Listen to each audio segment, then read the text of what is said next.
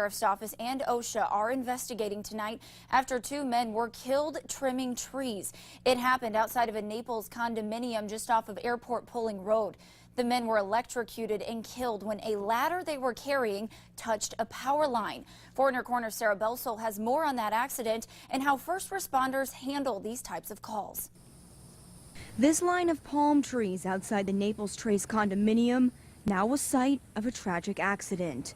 2 men hired to trim the trees were killed Saturday when their ladder accidentally clipped this low-hanging power line. North Naples Fire Station 45 is just about a mile from the scene. Fire and EMS quickly responded to what they say is a very unique call. There's some sort of power source obviously involved, so there's a tremendous amount of safety that has to go in for the crews coming in. First responders must make sure the electrocution source is not intact before they can engage patients.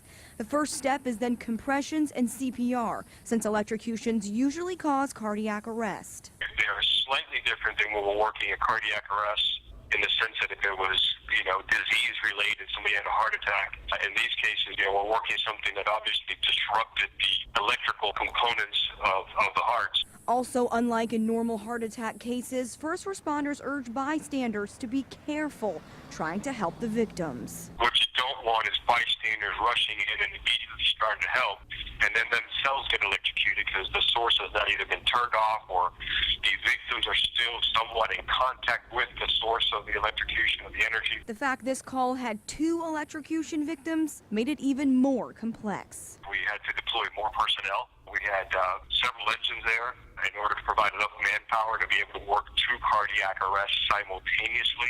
North Naples Fire says it will also review how it responded to the call to help improve training. Sarah Belsol, Fox 4 in Your Corner. The North Naples Fire Department and EMS say they respond to about 2 to 3 electrocution calls a year. The Collier County Sheriff's Office has not yet released the names of those victims.